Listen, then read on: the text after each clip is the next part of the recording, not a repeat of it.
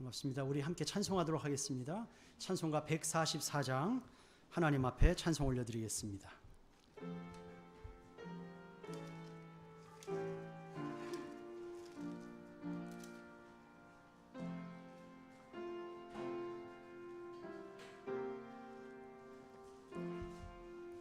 예수 나를 위하여 십자가를 질 때 세상 죄를 지시고 고초 당하셨네. 예수님 예수님 나의 죄 위하여 보배 피를 흘리니 죄인 받으소서. 십자가를 지심은 무슨 죄가 있나. 저무지한 사람들 메시아 주였네. 예수님 예수님 나의 죄 위하여 보배 피를 흘리니 죄인 받으소서. 피와 같이 붉은 죄 없는 이가 없네. 십자가의 공로로 눈과 같이 되네. 예수님 예수님 나의 죄 위하여 보배 피를 흘리니 죄인 받으소서.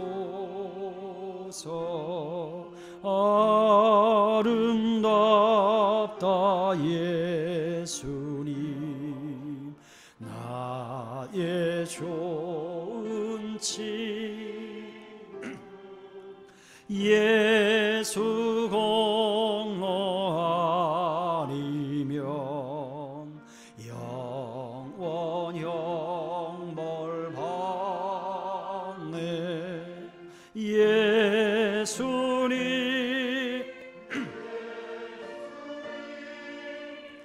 나의 죄 위하여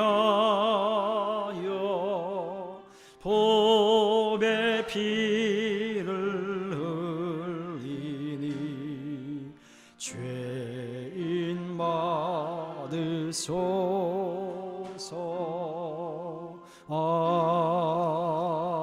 아멘. 191장 찬송가 191장 내가 매일 기쁘게 찬송하도록 하겠습니다.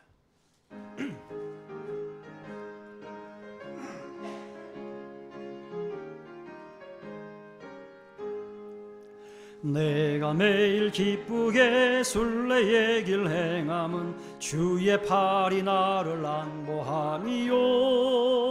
내가 주의 큰 복을 받는 참된 비결은 주의 영이 함께함이라. 성령이 계시네 할렐루야 함께하시네. 좁은 길을 걸으며 밤낮 기뻐하는 것 주의 영이 함께함이라. 전내 죄에 빠져서 평안함이 없을 때 예수 십자가의 공로 힘입어 그 발 아래 엎드려 참된 평화 얻음은 주의 영이 함께함이라. 성령이 계시네 할렐루야 함께 하시네. 좁은 길을 걸으며 밤낮 기뻐하는 것 주의 영이 함께함이라. 나와 동행하시고 모든 염려하시니 나는 숲의 새와 같이 기쁘다. 내가 기쁜 마음으로 주의 뜻을 행함은 주의 영이 함께함이라. 성령이 계시네 할렐루야 함께 하시네. 밤낮 기뻐하는 것 주의 영이 함께함이라. 세상 모든 욕망과 나의 모든 정욕은 십자가에 이미 못을 박았네. 어두운 밤이 지나고 무거운 짐 벗으니 주의 영이 함께함이라. 성령이 계시네 할렐루야 함께 하시네. 아멘. 주님, 좁은 길을 걸으며 밤낮 기뻐하는 것 주의 영이 함께함이라. 아멘. 한 장 더 드립니다. 찬송가 215장 내 죄에 속해 주신 주께 힘과 정성 다하니 215장입니다.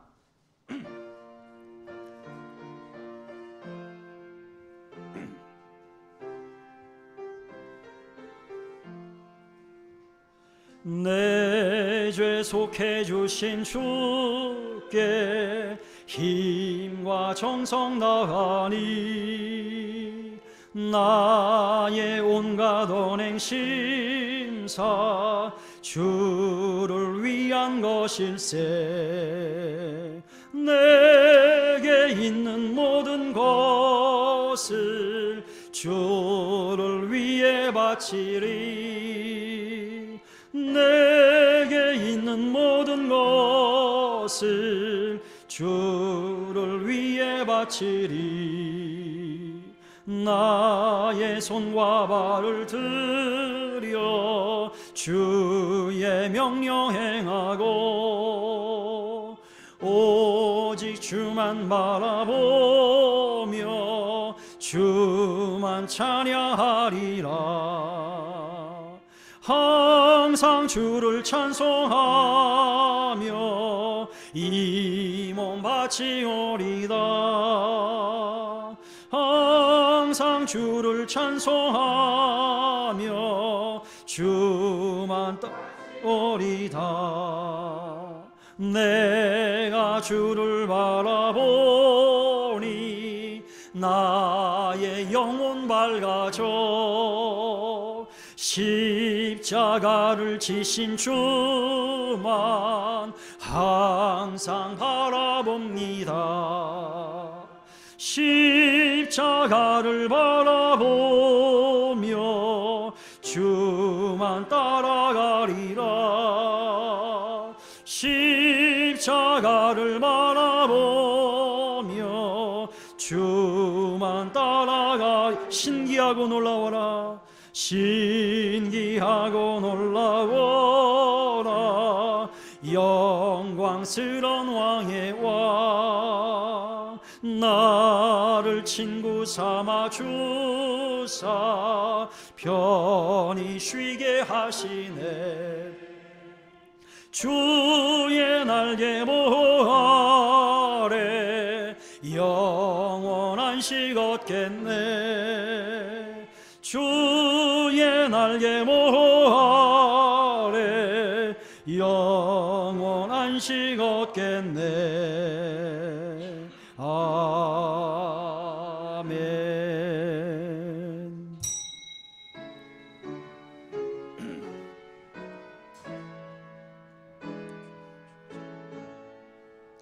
찬양하라 내 영혼아, 찬양하라 내 영혼아.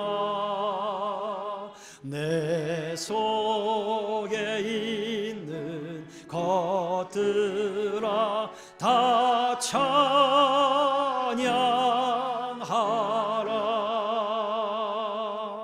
오직 여호와는 그 성전에 계시니 온 땅은 그 앞에서 잠잠할지니라. 아멘. 전능하사 천지를 만드신 하나님 아버지를 내가 믿사오며 그 외아들 우리 주 예수 그리스도를 믿사오니 이는 성령으로 잉태하사 동정녀 마리아에게 낳으시고 본디오 빌라도에게 고난을 받으사 십자가에 못 박혀 죽으시고 장사한 지 사흘 만에 죽은 자 가운데서 다시 살아나시며 하늘에 오르사 전능하신 하나님 우편에 앉아 계시다가 저리로서 산자와 죽은 자를 심판하러 오시리라. 성령을 믿사오며 거룩한 공예와 성도가 서로 교통하는 것과 죄를 사하여 주는 것과 몸이 다시 사는 것과 영원히 사는 것을 믿사옵나이다. 아멘. 시편 71편 교동문 32번입니다. 여호와여, 내가 주께 피하오니 내가 영원히 수치를 당하게 하지 마소서. 나의 반석이시요 나의 요새이심이니이다. 나의 하나님이여, 나를 악인의 손 곧 불의한 자와 흉악한 자의 장중에서 피하게 하소서. 주 여호와여, 주는 나의 소망이시요 내가 어릴 때부터 신뢰한 이시니이다. 아멘.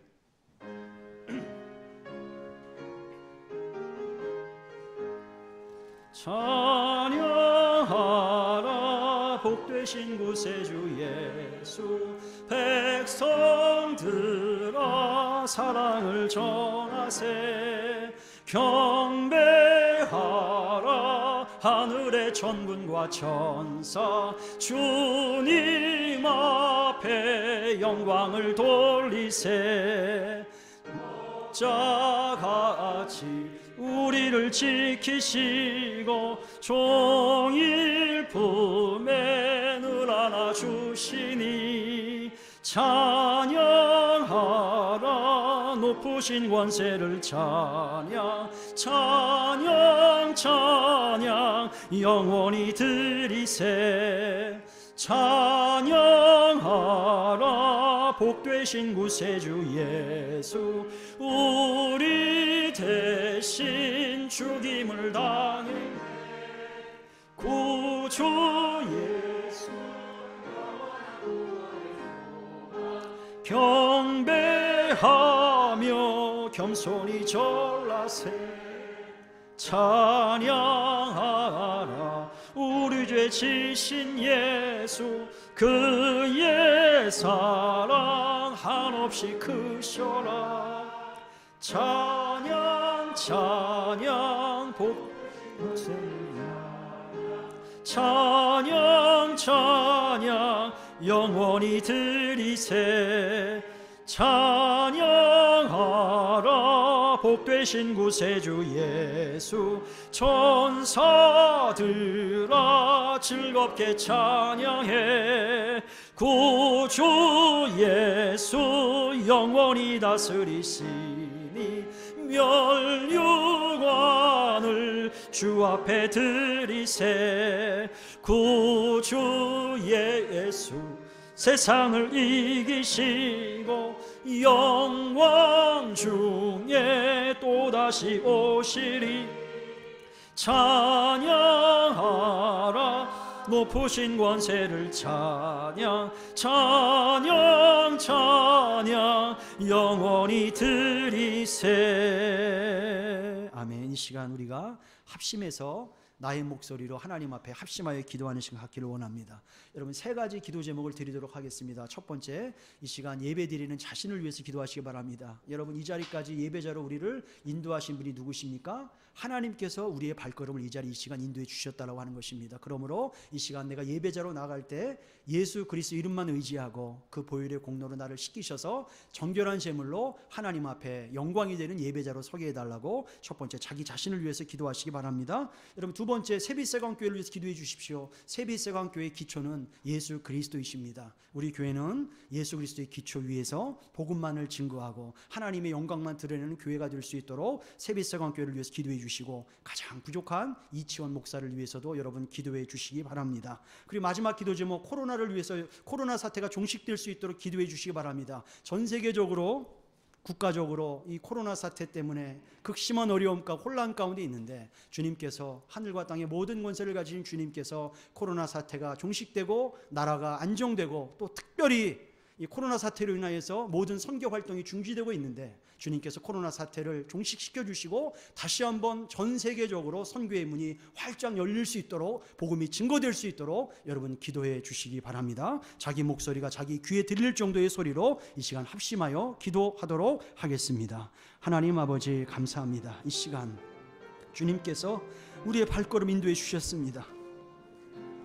예배 당에 발걸음 인도해 주시고, 또 각 가정에서 예배의 시간을 기억하고 예배할 수 있도록 우리의 가족들을 불러 모아 주셨습니다. 주님, 이 시간 주님, 우리가 가정에서건 예배당에서건 예배할 때 하나님 예수 그리스도의 보혈을 온전히 의지하게 하여 주시고, 주님 온전히 하나님께만 영광이 되는 정결한 제물로 예배자로 설 수 있도록 주님 은혜를 허락하여 주시옵소서. 우리의 공로와 행위를 주여 앞세우지 않게 하여 주시고, 예수의 이름을 앞세워서 하나님 은혜의 보좌 앞에 담대히 우리 영혼 모든 심령들이 나갈 수 있도록 도와주시고, 하나님을 만나고 예수의 이름으로 하나님을 높이며 하나님께만 영광을 올려드리는 예배의 자리가 되게 하여 주시옵소서. 주님 아버지 하나님이여, 주님 아버지 하나님, 우리 세빛세강교회를 기억하여 주시고, 주님 세빛세강교회가 마지막 때에 이 코로나의 위기 앞에 바벨론 내 음란한 세상 가운데 아버지 하나님이 살아가는 이 시대 가운데에서도 아버지 하나님 복음의 표대를 놓치지 아니하고 그리스도의 중심이 되어서 복음을 증거하는 사명을 감당하는 교회가 되게 하여 주시옵소서. 주님 아버지, 좌로나 우로나 흔들리지 아니하고 우리 세빛세강교회는 오직 복음만 증거하고 하나님께만 영광이 되는 교회가 될 수 있도록 주님 은혜를 더하여 주시옵소서. 코로나19로 인하여서 전 국가적으로 세계적으로 아버지 혼란과 장기적인 어려움 가운데 놓여 있습니다.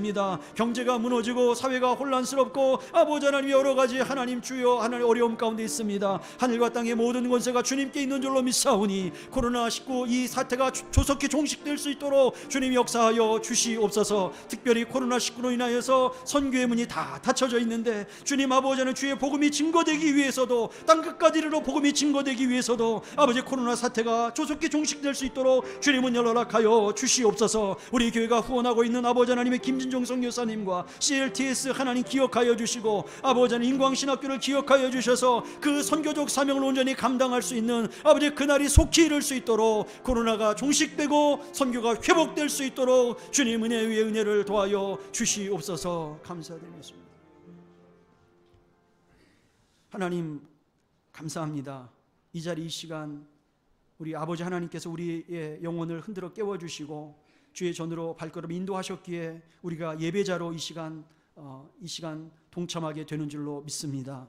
예배당에서 예배하는, 또 가정에서 예배하는 모든 심령들, 오직 예수 그리스도의 그 대속의 십자가만 의지하고 하나님 앞에 예배하는 시간이 되게 하여 주셔서 우리 세빛세강교회 모든 권속들 이 예배 시간을 통하여 은혜의 보좌 하나님 앞에 서게 하여 주시고, 주의 은혜의 옷자락을 만지게 하여 주시며 하늘의 큰 영광과 위로와 소망으로 다시금 회복되고 공급받는 복된 영광의 시간이 되게 하여 주시옵소서. 이 한 시간 예배를 통하여 주님 사람의 목소리와 또 사람의 자랑이 드러나지 않게 하여 주시고, 오직 우리를 살리신 우리의 영광의 주가 되시는 예수 그리스도 이름과 하나님께만 영광이 되는 복된 예배의 현장이 되게 하여 주시옵소서. 하나님 세빛세강교회를 기억하여 주시되 주님의 깊으신 뜻 가운데 우리 교회를 4년 전에 세워주시고 아버지 하나님 이 지역에 복음을 증거하도록 세워주신 줄로 믿습니다. 우리가 남들보다 강성하고 또 많이 가졌기 때문에 주님께서 우리를 택한 것이 아니고, 오히려 우리가 연약하기 때문에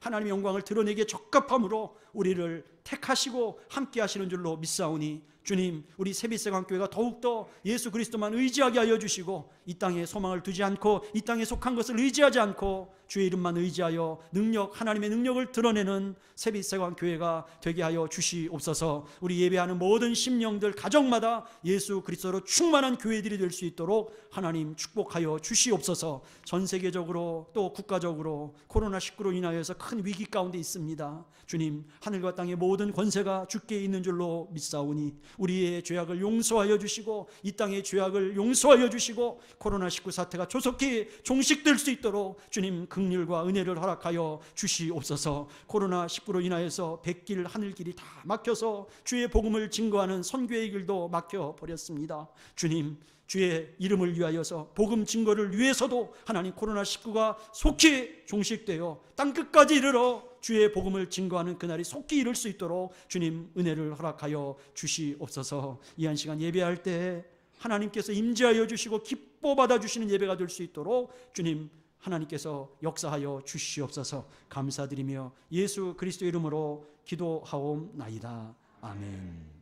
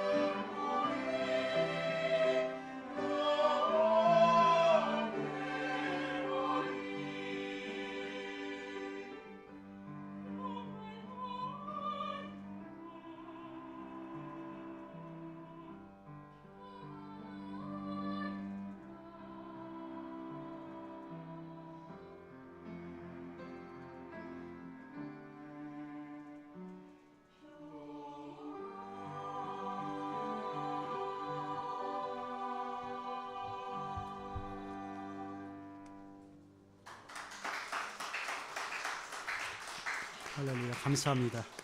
감사합니다. 모든 영광 하나님께 있습니다. 우리 함께 말씀 보도록 하겠습니다. 오늘 우리에게 주신 하나님의 말씀 다니엘서 5장 1절부터 9절까지 말씀 보도록 하겠습니다. 다니엘서 5장 1절부터 9절까지 말씀입니다.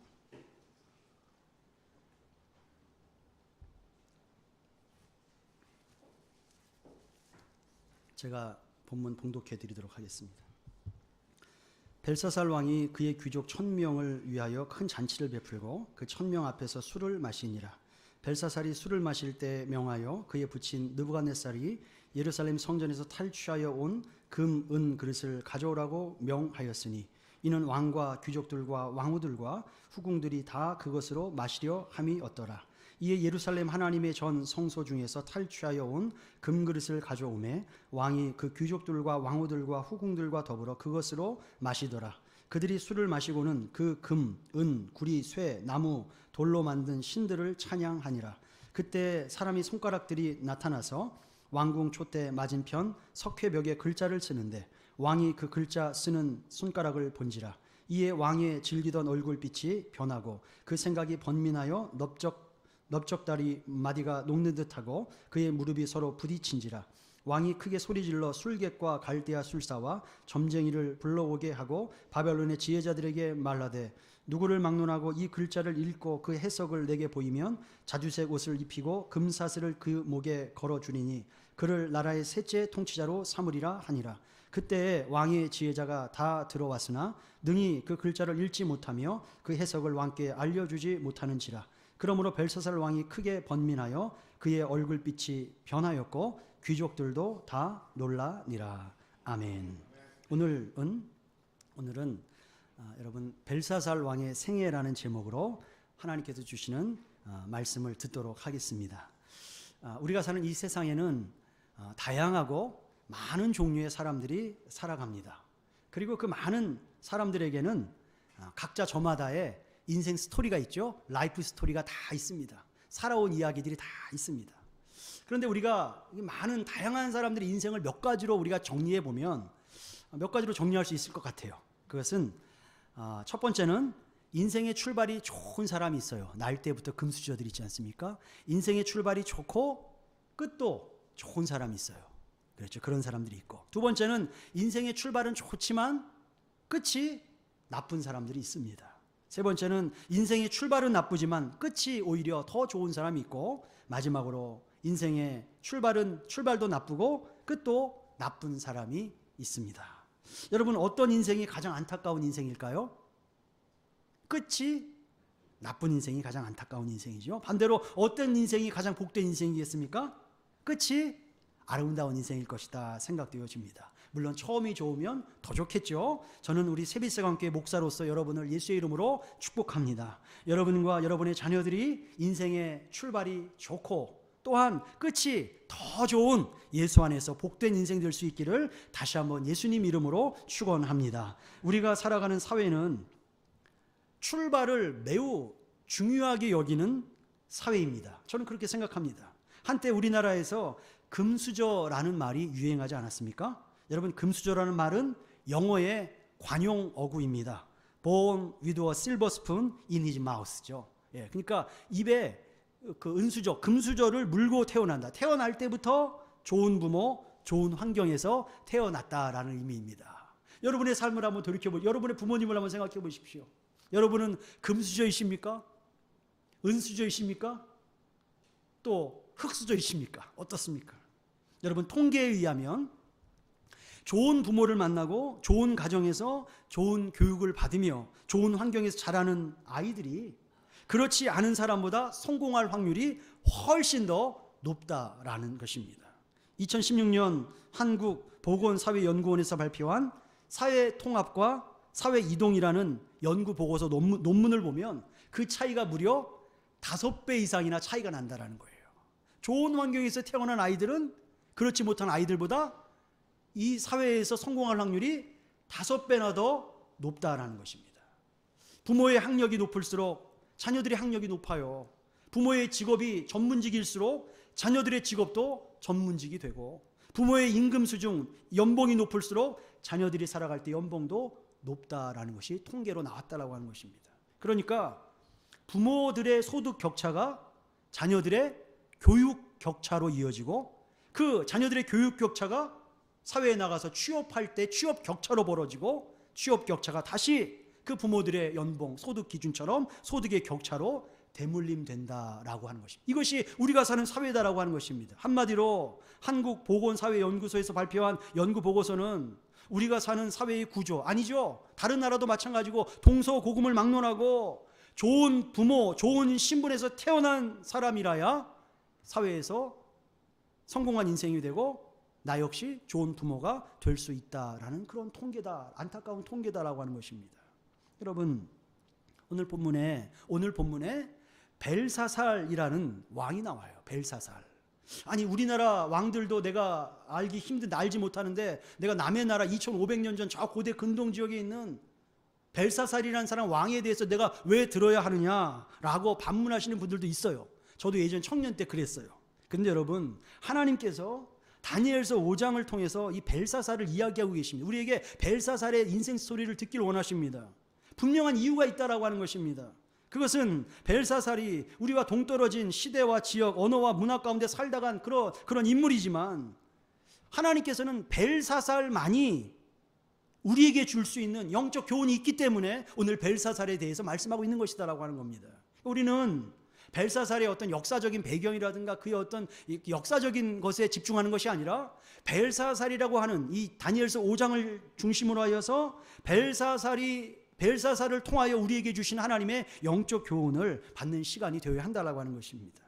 여러분, 한마디로 벨사살은 어떤 인물이며 무엇을 영적으로 상징하는 인물일까라는 거예요. 여러분, 지난 주일 우리는 벨사살 앞선 임금 왕 느부갓네살 왕에 대해서 함께 나누었습니다. 역사를 이야기하면 좀 딱딱하지만 여러분 조금만 설명을 드리겠습니다.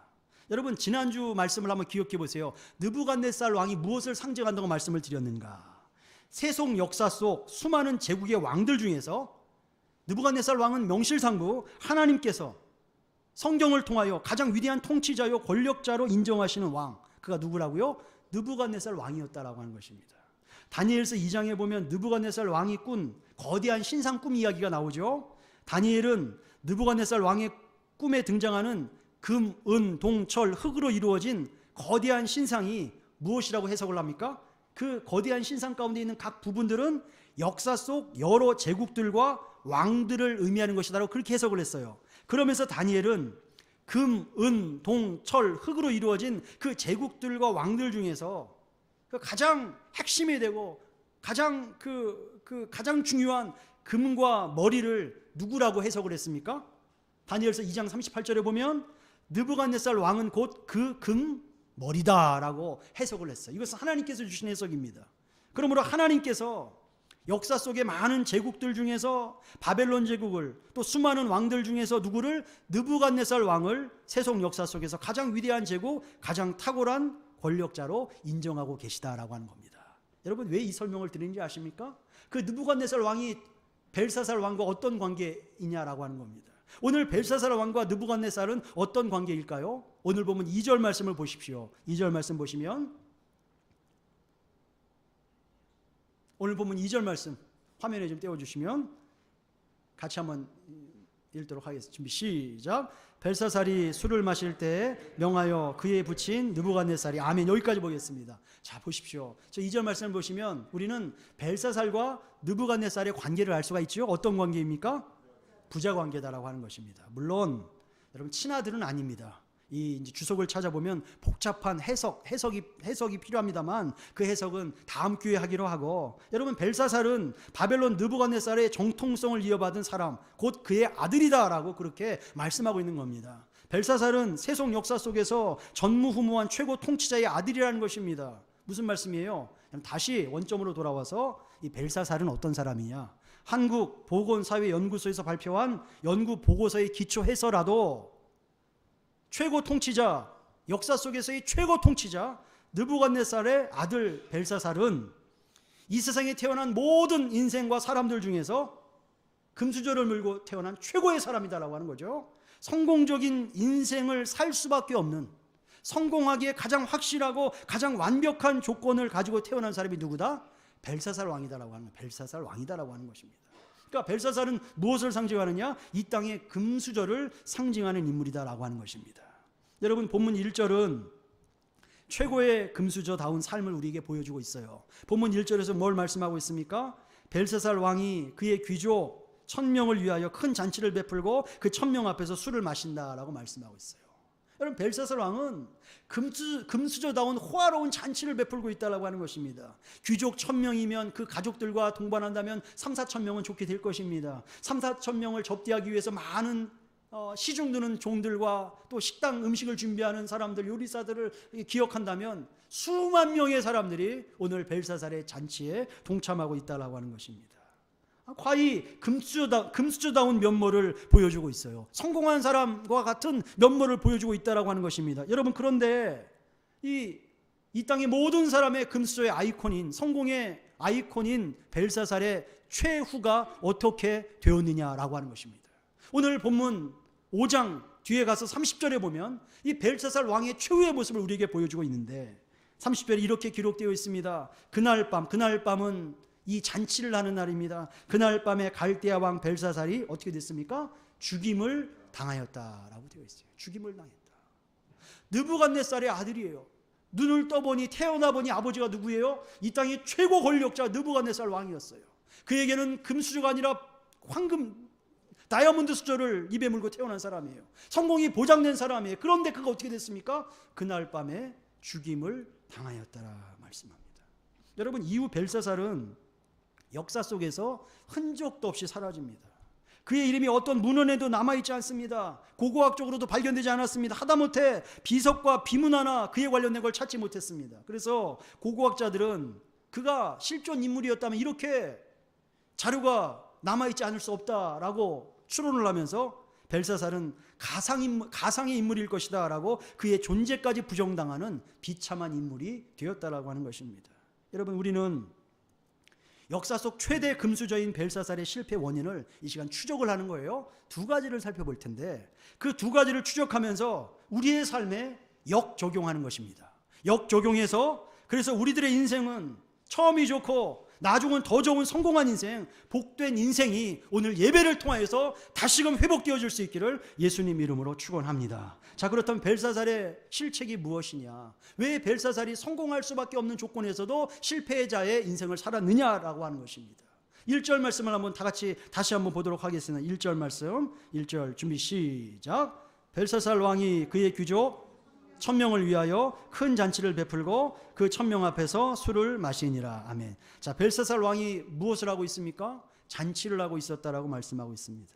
무엇을 위한 잔치일까? 무엇을 위한 잔치인데 1000명이나 모아놨을까? 학자들은 그날의 잔치를 남유다를 정복한, 예루살렘을 정복한, 남유다를 정복한 전승일로 추정을 하고 있어요. 왜냐하면 3절 말씀 보면 이 벨사살 왕이 예루살렘에서 느부갓네살 왕이 탈취한 하나님의 전 성소의 금그릇을 가져와라, 그것으로 술을 마시겠다라는 그 내용을 보면서 그날의 잔치는 과거 느부갓네살 왕이 예루살렘을 함락시킨 전승절일 것이다 라고 그렇게 추정하고 있다라고 하는 것입니다. 여러분, 그런데 그날이 전승절이고 바벨론에 있어서 중요한 날이든 날이 아니든 상관없이 여러분, 그날은 벨사살 왕 개인에게 있어서 매우 중요한 날이었다라고 하는 것입니다. 왜 그렇습니까? 그날이 어떤 날이기 때문에 그렇습니까? 30절 말씀, 우리가 아까 본 대로 그날이 어떤 날입니까? 그날은 벨사살 왕의 마지막 날이었다. 벨사살 왕 인생의 마지막 날이었기 때문이었다라고 하는 것입니다. 그런데 안타깝게도 벨사살 왕은 그날이 자신의 마지막 날임을 알지 못했다라고 하는 겁니다. 여러분, 이 모습은, 이 벨사살 왕의 모습은 한치 앞을, 내일 일을 내다볼 수 없는, 내일 일을 모르고 한치 앞을 모르고 살아가는 우리들의 인생의 모습이 아닐까 생각을 합니다. 여러분, 하나님의 사람 모세는 시편 90편에서 무엇이라고 기도를 합니까? 이렇게 기도합니다. 우리의 연수가 70이요 강건하면 80이라도 그 연수의 자랑은 수고와 슬픔뿐이요 신속히 가니 우리가 날아가나이다 하면서 이렇게 기도합니다. 우리에게 우리 날 계수함을 가르치사 지혜로운 마음을 얻게 하소서라고 기도합니다. 무슨 말이에요? 나의 남은 때를 알게 하라는 것입니다. 내 남은 생명의 때를 알게 하라는 것입니다. 그리고 그 남은 때를 알고 지혜롭게 절약하여 하나님 앞에 사명을 감당하는 삶을 살게 해달라고 기도하는 것입니다. 여러분, 우리 인간의 한계를 알게 해달라고 모세는 기도합니다.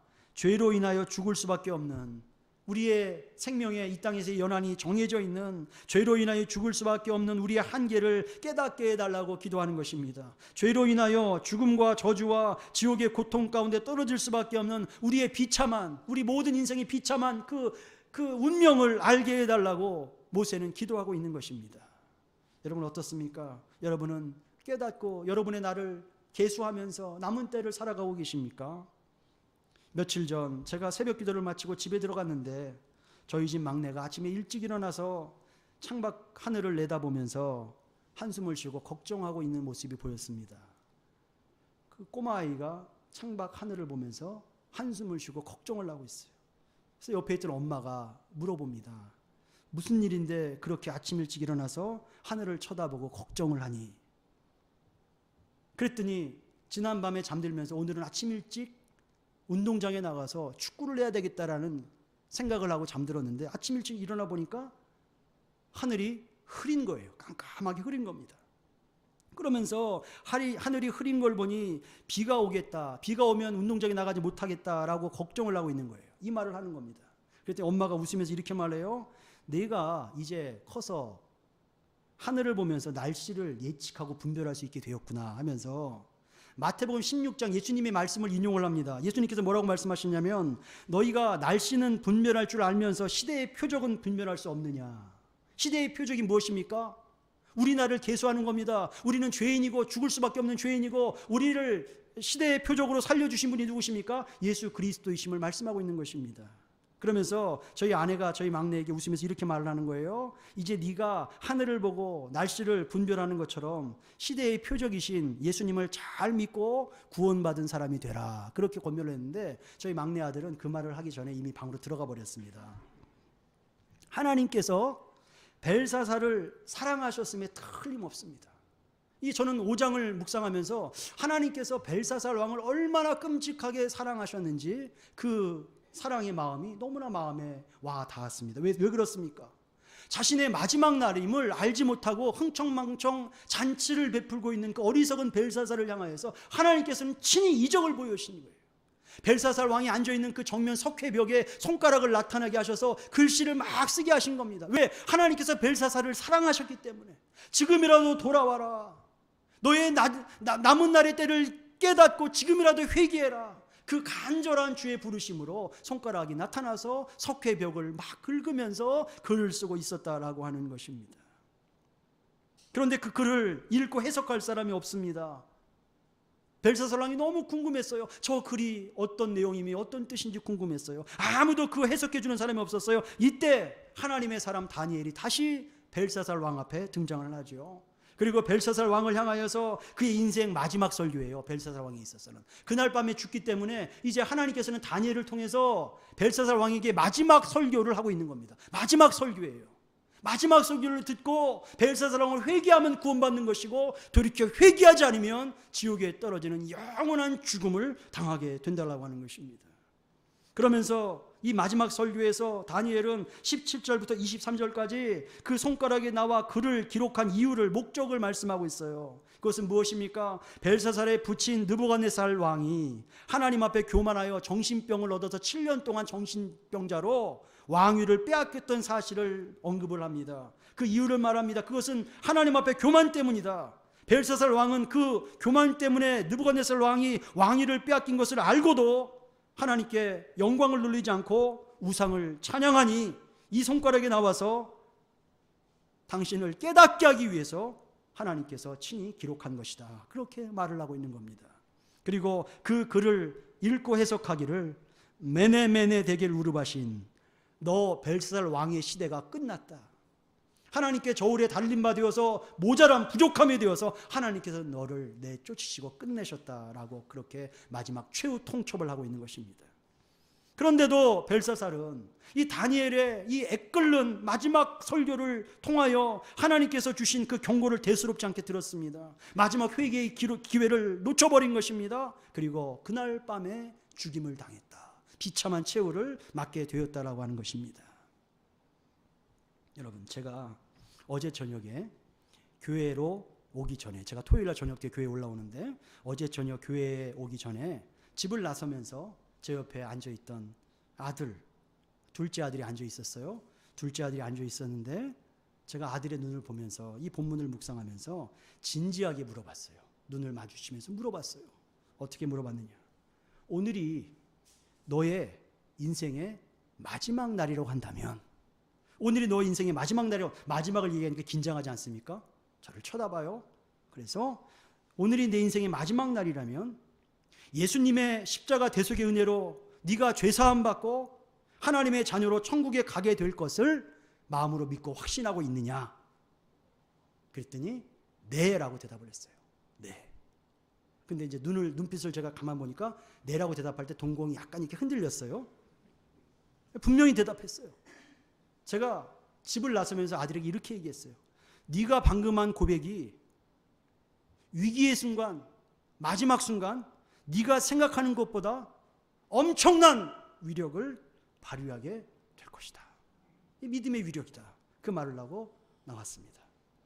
여러분, 하나님은 석회벽의 기록과 다니엘을 통해서 벨사살에게 마지막 날 회개의 기회를 주기를 원하셨다라고 하는 겁니다. 마찬가지로 오늘 우리들에게도 마지막일 수 있는, 우리가 우리의 날을 어떻게 알 수 있으며 내일을 알지 못하는 우리들에게도 마지막 같은 간절한 마음으로 이 예배를 통하여, 말씀을 통하여, 벨사살 왕의 생애를 통하여 우리에게 마지막 메시지, 마지막 하나님의 부르심을 우리에게 하고 계시다라고 하는 겁니다.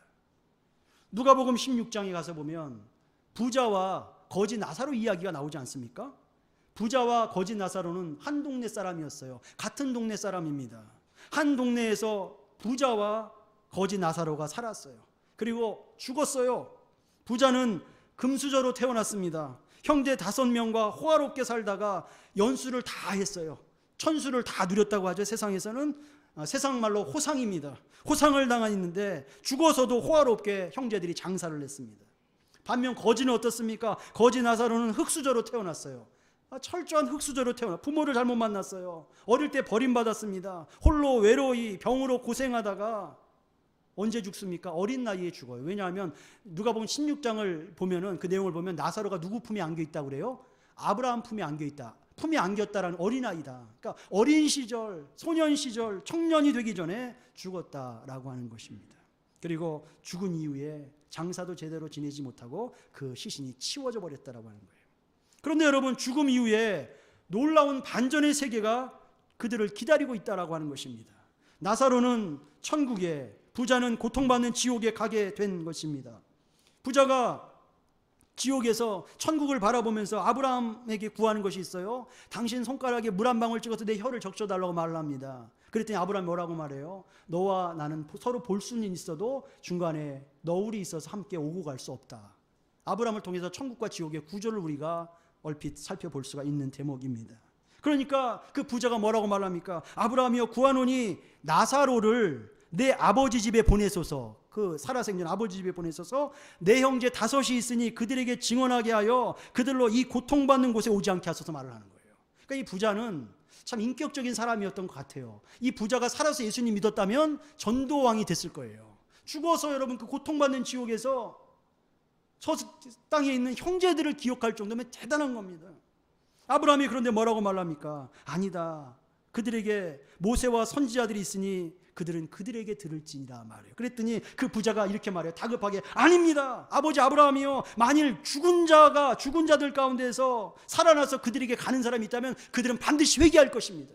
죽은 자가 살아나서 천국과 지옥이 있습니다. 예수 믿어야 천국 갑니다. 이 말하면 살아난다는 거예요. 그랬더니 아브라함이 뭐라고 말해요? 그것도 아니다. 모세가 이제 구약 성경을 말하는 겁니다. 선지자들, 설교나 말씀 나눔이에요. 모세나 선지자들에게 듣지 아니하면 비록 죽은 자들 가운데 살아나는 자가 있을지라도 권함을 받지 아니하리라 하였다라고 그렇게 말씀합니다. 무슨 말입니까? 여러분, 죽은 사람이 살아나서 말하는 간증보다, 어떠한 이적과 질병에 치유되는 능력보다 하나님 말씀, 모세의 글과 선지자의 말씀, 하나님의 말씀을 나누는 이 시간보다 더 하나님께로 돌아오는 회개의 부르심에 강력한 시간이 없다라고 하는 겁니다.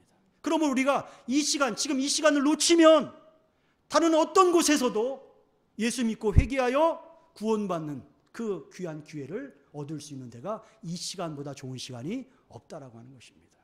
그러므로 이 자리가 내 인생의 마지막 기회다라는 마음으로 우리가 하나님 말씀을 경청하고 예수를 믿고 돌이켜 구원받는 놀라운 성령의 은혜가 저와 여러분 가운데 임하게 되어줄 수 있기를 예수님 이름으로 축원합니다. 여러분, 벨사살 왕과 부자의 공통점이 두 가지 있어요. 뭐냐? 첫 번째 공통점은 소위 그들을 뭐라고 말하냐? 금수저라고 세상에서는 말했다라고 하나요. 금수저다. 그들은 금수저다라고. 금수저 최고 벨사살, 또 그 시대 당시 최고의 금수저 부자. 부자가 금수저잖아요. 최고의 부자 금수저다. 그런데 그들이 결국 어떻게 됐습니까? 흙수저보다 더 비참한 인생의 마지막을 맞이했다. 왜 그렇습니까?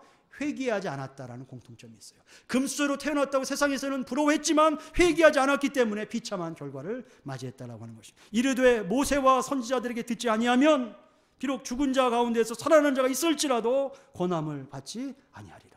여러분, 이 시간, 예배 시간, 설교 시간, 말씀을 나누는 시간, 우리가 말씀을 묵상하는 시간보다 더 성령의 부르심, 강력한 성령의 부르심의 시간이 없다라고 하는 것입니다.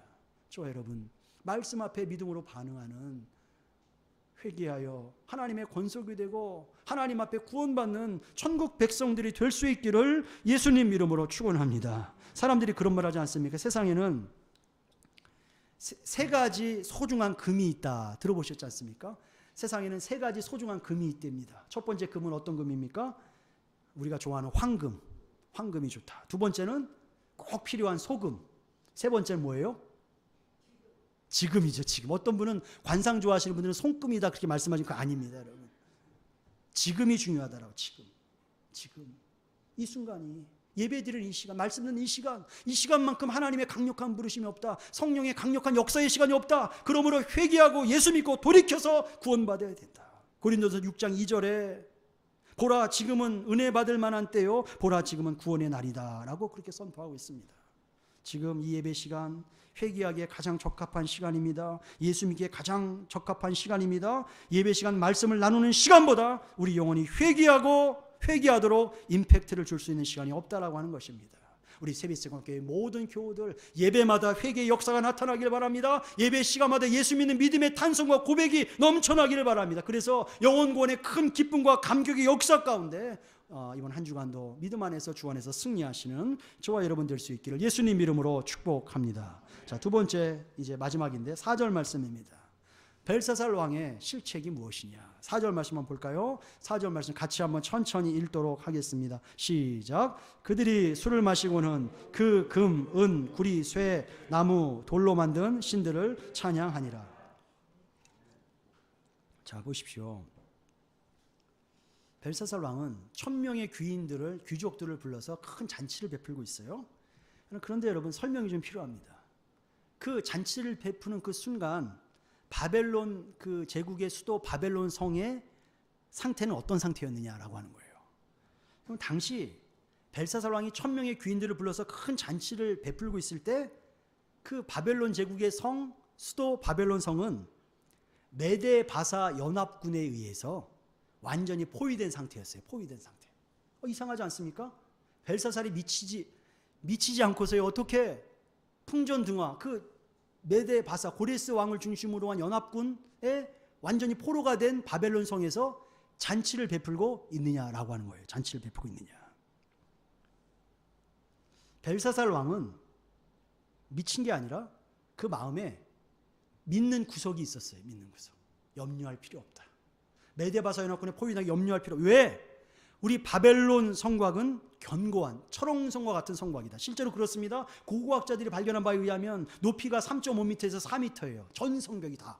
그리고 너비가, 성의 너비가 5.5m에서 6m예요. 그러니까 아주 난공불락입니다. 천혜의 요새입니다. 그리고 그 바벨론 성 안에는요, 식량이 비축되어 있기를 20년 먹을 식량이 비축되어 있다. 20년. 그리고 수많은 충신들과 수많은 군사들이 있어요.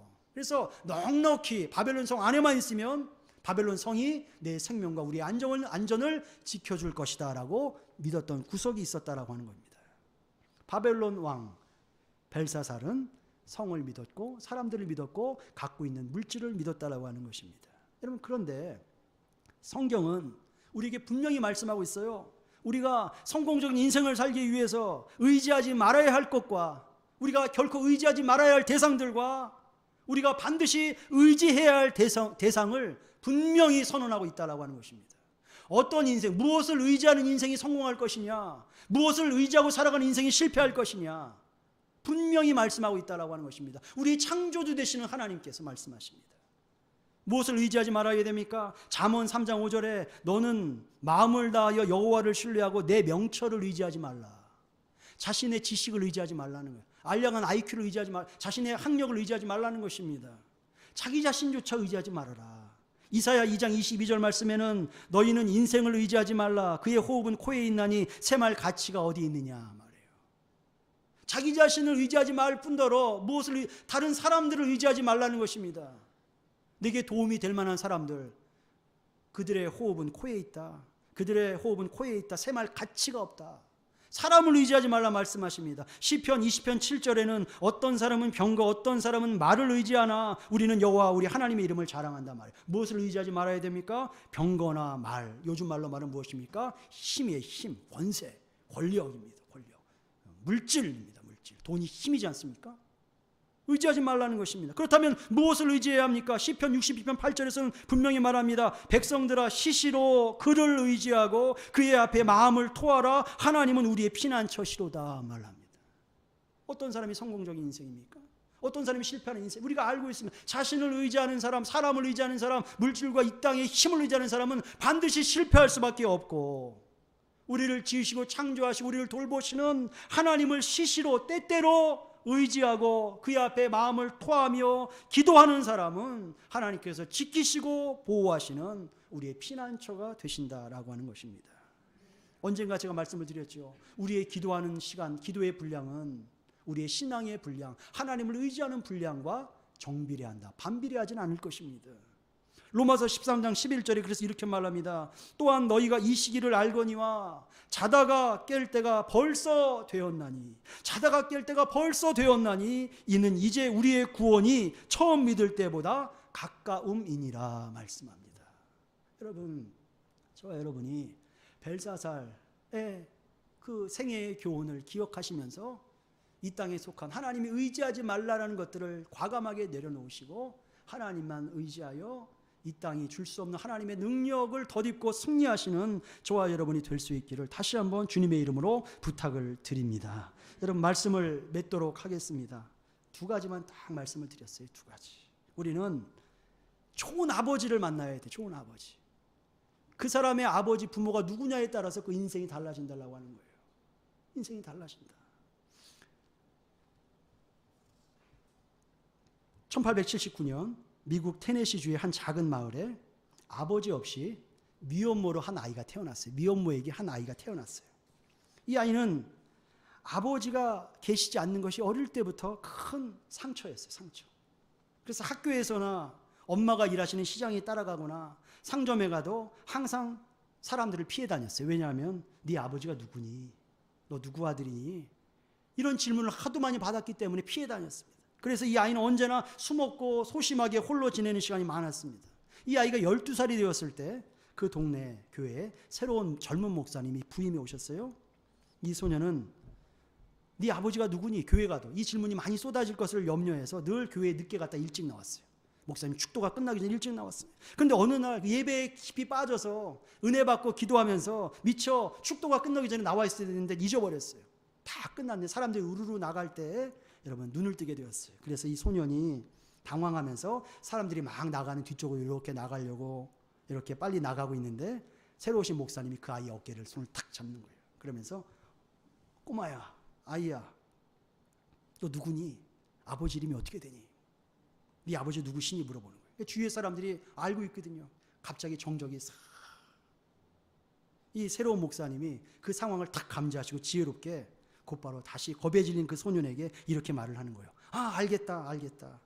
난 네가 누구 아들인지 알고 있어. 너는 하나님의 아들이야. 목사님은 그 소년의 어깨를 가볍게 두드리면서 그러면서 이렇게 말을 합니다. 너는 하나님의 아들이니 하나님의 아들답게 훌륭한 사람이 되어라. 고개를 숙이고 돌아가는 그 아이 뒷모습에다 대고 말해 주었어요. 세월이 흘렀습니다. 그 아이가 장성했어요. 그 아이의 이름은 벤 후퍼라는 테네시 주지사, 2번이나 연임한, 테네시에서 주지사를 2번이나 연임한 사람인데, 그가 취임식에서 이런 말을 했다고 합니다. 12살 된 소년에게 그 목사님을 만나서 그 목사님이 너는 하나님의 아들이야 라고 했던 그 말을 듣는 날에 바로 나는 테네시의 주지사로 내가 다시 태어난 날입니다. 그렇게 고백을 했습니다. 여러분, 훌륭한 목사님이에요. 저는 그 목사님 훌륭한 목사님이라고 생각합니다. 훌륭한 목사님 어떤 목사님입니까? 여러분, 어떤 목사님이 훌륭한 목사님입니까? 어떻게 생각하십니까? 이치원 목사라고 얘기하지 마시고요. 훌륭한 목사는 어떤 목사입니까? 사람들에게, 가족들이나 성도들이나 이웃들에게 하나님이 아버지 되심을 알게 해주는 거예요. 너의 아버지는 하나님이야. 너는 하나님의 아들이야. 너는 하나님의 딸이야. 이것을 알려주는 목사가 훌륭한 목사고, 이것을 증거하는 사람이 훌륭한 성도다라고 하는 것입니다. 저는 적어도 저희 가정의 울타리 안에 있는 모든 가족들, 자녀들이 하나님이 아버지 되심을 깨닫는 것이 제 일생의 기도 제목입니다. 또한 또 있습니다. 우리 교회에 등록한 모든 교우들, 그 이름들을 새벽마다 불러 기도하는 것은 그 모든 교우들이 하나님을 아버지로 모시고 이 땅에서 승리하는 삶을 살기를 위해서 기도한다라고 하는 것입니다. 여러분, 흙수저로 태어난 사람이 있어요. 다윗이에요. 다윗은 부모에게 버림을 받았어요. 시편 27편 10절에서 내 부모는 나를 버렸으나 라고 시작해요. 흙수저예요. 그런데 여러분, 다윗이 어떻게 됩니까? 세속 역사가 아닌 하나님 나라 역사에서 가장 위대한 왕으로 하나님 앞에 인정받는 사람 아닙니까? 그가 이렇게 말해요. 내 부모는 나를 버렸으나 여호와는 나를 영접하시리이다. 하나님을 영접했다라고. 그리고 시편 110편 1절에서 이렇게 말해요. 다윗이 성령의 감동을 받고 예수 그리스도를 주라 고백하고 있다라고 하는 것입니다. 여러분, 오늘 제가 다시 한번 여러분께 말씀드립니다. 우리가 하나님의 자녀되는 방법이 무엇이냐? 우리가 하나님의 자녀된 것을 확인하는 방법이 무엇이냐? 요한복음 1장 12절 말씀입니다. 영접하는 자, 곧 그 이름을 믿는 자들에게는 하나님의 자녀가 되는 권세를 주셨다라고 말씀합니다. 다른 어려운 방법들이 아닙니다. 예수 그리스도를 마음으로 믿는 사람들은 하나님의 자녀가 되는 것이고, 그 믿음으로 한 주간을 살아갈 때 하나님의 돌보심과 능력이 우리의 삶 가운데 함께 임하게 되고 승리하는 삶을 살아갈 수 있게 된다 라고 하는 것입니다. 영접하는 자, 곧 그 이름을 믿는 하나님의 자녀가 되는 권세를 주셨다. 여러분, 제가 사랑하는 저의 아들에게 던진 질문을 똑같이 여러분들에게 질문을 드리겠습니다. 믿으시면 아멘으로 크게 화답해 주시기 바랍니다. 여러분, 제가 질문을 던지면 오늘 우리의 인생 가운데 오늘이 마지막 날이라 할지라도 주님께서 우리를 부르실 때, 오늘 우리를 부르신다면 예수 그리스도께서 나의 죄를 대신 십자가에서 다 담당하셔서 내 죄를 사하시고 오늘 우리의 영혼을 부르실지라도 예수님과 함께 천국에 가게 될 것을 믿고 확신하십니까? 감사합니다. 여러분의 그 고백이 흔들리지 않고 한 주간의 삶 가운데에서 승리하실 때 그것이 저의 큰 기쁨이 될 것입니다. 기도하겠습니다. 하나님, 감사합니다. 우리를 예수 믿는 하나님의 자녀로 삼아주시고 또 자녀만이 아버지 앞에 드릴 수 있는 감사와 찬송과 예배를 올려드릴 수 있도록 우리가 주의를 기억하고 예배당에 가정에 모일 수 있도록 은혜 주심을 감사를 드립니다. 예수가 우리의 구속주 되심을 잊지 않게 하여 주시고 우리가 한 주간의 삶을 살아갈 때에도 하나님의 자녀된 권세를 가지고 영적으로 승리하고 삶 가운데 우리가 큰 하나님의 역사를 경험하는 복된 하나님의 자녀들, 그 능력의 삶을 살아갈 수 있도록 축복하여 주시옵소서. 감사드리며 예수 그리스도 이름으로 기도하옵나이다. 아멘.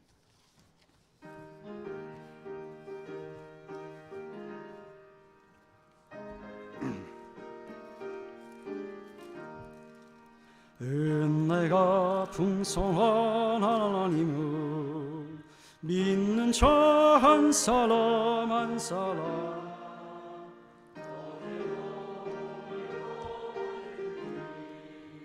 편찮고 보호해 주시네. 주여, 성령의 은사들을 오늘도 내려 줍소서. 성령의 뜨거운 불길로서 오늘도 충만케 하소서. 정욕과 죄악에 물든 맘을 성령의 불길로 태우사 정결케 하소서. 태우소서. 깨끗게 하여 주옵소서. 주여 성령의 은사들을 오늘도 내려 주소서. 성령의 뜨거운 불길로서 오늘도 충만케 하소서. 제물로 돌아가신 어린 양 우리 주 예수여, 어린 양 우리 주 예수여, 구속의 은혜를 내리시사 오늘도 구원해 주소서. 주여 성령의 은사들을 오늘도 내려 주소서. 성령의 뜨거운 불길로서 오늘도 충만케 하소서. 주님의 기쁘신 은혜만을 세상에 널리 전하리니 하늘의 능력과 권세로서 오늘도 입혀 주옵소서. 주여 성령의 은사들 오늘도 내려 주소서. 성령의 뜨거운 불길로서 오늘도 충만케 하소서. 아멘. 드린 예물 위해서 기도하도록 하겠습니다. 하나님 아버지, 감사와 영광과 찬송을 주님 앞에 올려드립니다. 죽었던 저희들을 예수 그리스도의 대속의 십자가 공로로 살려주시고 자녀 삼아주시고 또 이 땅에서의 삶 역시 하나님 아버지를 닮아 거룩한 삶을 살아갈 수 있도록 축복하시고 인도하여 주시니 감사를 드립니다. 하나님, 모든 것이 하나님의 은혜요 하나님의 감사의 제목인 줄로 알기에 이 시간 예배하며 우리의 감사의 마음을 구별된 예물로 하나님 앞에 올려드립니다. 수입의 11조를 또 감사와 장학과 구제와 선교와 건축의 예물을 하나님 앞에 올려드립니다.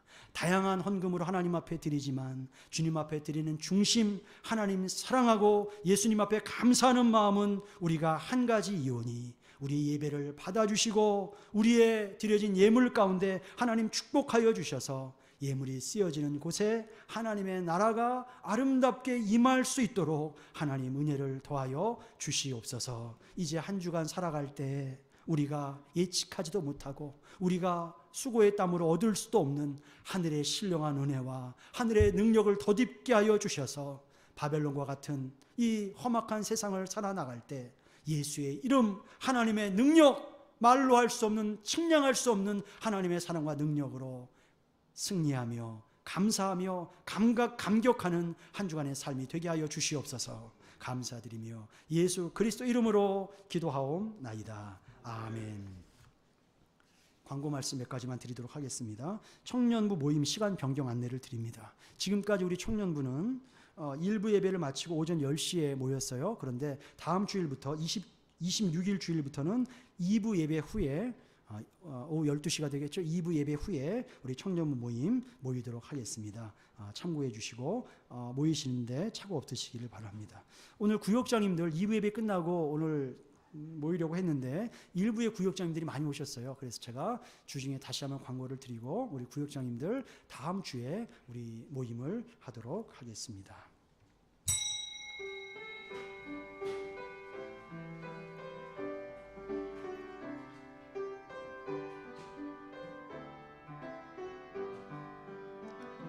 여기에 주님 모인 우리 주의 은총 받은 자여라.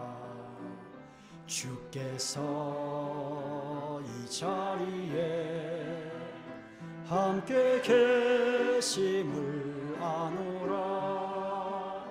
언제나 주님만을 찬양하며 따라가리니 시험을 당할 때도 함께 계심을 믿노라. 이 믿음 더욱 굳세라. 주가 지켜주신다. 어두운 밤에도 주의 밝은 빛 인도하여 주신다. 지금은 우리 주 예수 그리스도의 십자가 대속의 은혜와 하늘아버지의 넓고 크신 사랑하심과 성령님의 감화 감동 교통 충만케 하시는 역사가 복된 주일 사랑하는 하나님 앞에 예배하며 우리의 한계를 겸손하게 인정하고 우리의 구주가 되시는 예수님을 믿음으로 말미암아 하나님의 능력 있는 삶을 살기로 다짐하고 소망하는 세빛새와 함께 모든 권속들 머리머리 위에와 속한 가정과 산업과의 나라 민족과 우리 자녀들의 인생길 위에 영원토록 함께 있을지어다. 아멘.